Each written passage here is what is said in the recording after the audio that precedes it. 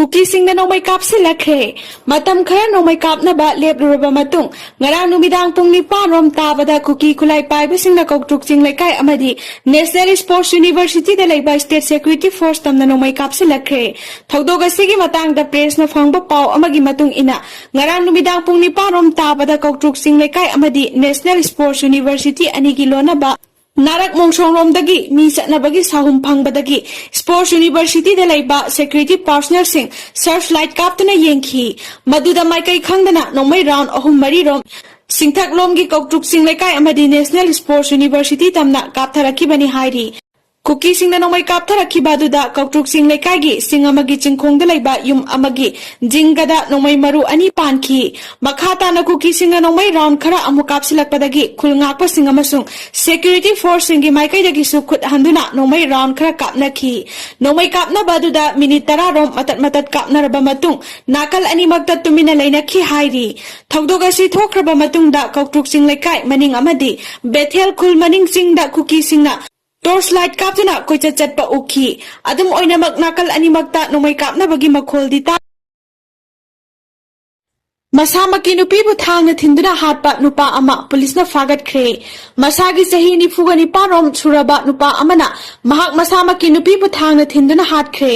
thogdoga si ngasi ayuk pung 10 rom taba matamda Infalgi Khagempali Fanthakta Thokibani, Mapuroibana Thangna Thinbadagi Laikana Bangamdana Laikidrabi Nupi Edugi Maming, Pisak Masakawi, Masagi Sahi Yankaigataruk Rom Sure, Mahapu Thangna Thinduna Hatiba Mapuroiba Adugi Mamingna. Haikruzam Bijoy Maitai, Sahi Yankaigani Pan Apopa Laikidraba, Hai Sauba Maitai Kawi, Taudoga Sigi Matang the Police Tagi Fangba Paugi Matung Inadi, Ngasi Ayuk Haikruzam Bijoy Maitaina, Kangogdana Sangaklaga, Mahaki Nupibu Maram Takana Thang Sori Amaratin Kibani, Kudata Soklabi Haikruzam Ombi Pisak Masa, Rims Hospital the Pukatuna Laikanaki, Adubu Laikana Bangamdana Laikidabani, Laikidrabi Pisak Masagi Asiva Haksang, Post Mortem Gidamak, Rims Kimia Sanga Thamkre, Masama Kinupi. People thangna thinduna hatliba Haikruzam Bijoy Maite police na fagat khre hairi thogdok thokpham dagi fangba paugi matung inadi Bijoy wakhal mimana daba myoi amani hairi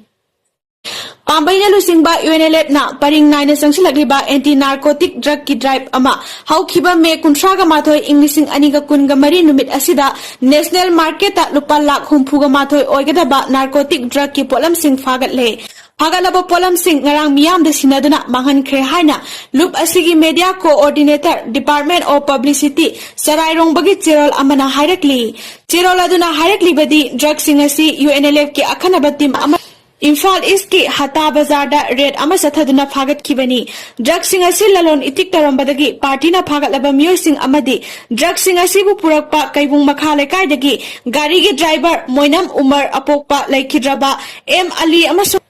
Drug asigi courier service piriba irong umangdagi sabidur sahi kuntraga mapan apokpa burhani mapung oina senariba si hai sahidur bu wahang pahang tawbadagi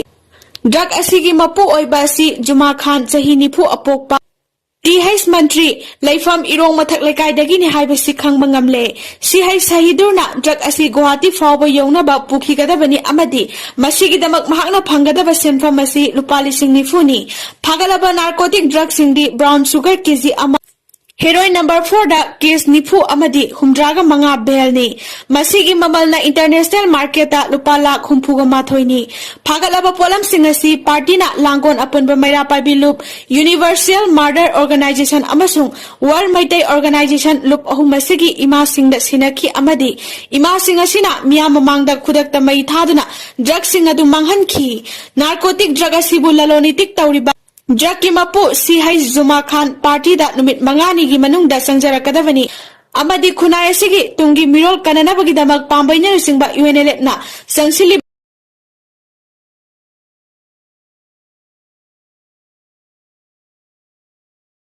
Masanupigi sel thanaba thiba chatkiba miyoi ama asiwa hakchang oina fangle ngasi ayuk national highway number 37 Imphal Jiri lambi paringi Pasoi police station konba khumbung mamang lekai gi veterinary office ki makha thangbada khaidem lambi gi inkhol amagi manungda asiwa hakchang ama leiramle hairi laikhidraba miyoi adu khaidem maya lekai dagi laira lakpam Khemananda sahi kunga taret apokpa laikhidraba El Singlen kawi mayum makai palaba misakni hairi matau karama semlibano haiba chapchana khangba ngamdri asiba hakchang manak nakpada laiba miyoi singna thengnarakhibani tungda police ta piraba matung thodok thofamdagi asiba hakchang adu laukhatlaga postmortem taunabagidamag rims ki miral sangda thamkhre hairi thajaba yaba mafamdagi fangba pawgi matung inadi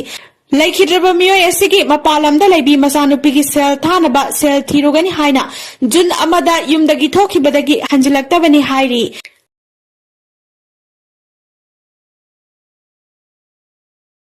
Kangpokpidagi yamlaba khulai kaya phagatkre security force na ngarang Kangpokpi district ki Khoken amadi baitum khulen anigi marakta laiba mafam amadagi khusu khulai kaya phagatkre hairi phagatlaba khusu khulai sing adudi MM 7.62 gi SLR rifle ama magazine ama single barrel rifle ama 36 hand grenade ani kappa yariba maru tara Antenna yauna radio set ama countrymed pampi ani gini hairi nakal amarom da National Highway 2 dagi pochai purakpa gari chamaga maudraga mathoi security gi akanba section tharanga loinana Imphal tamna yorakhre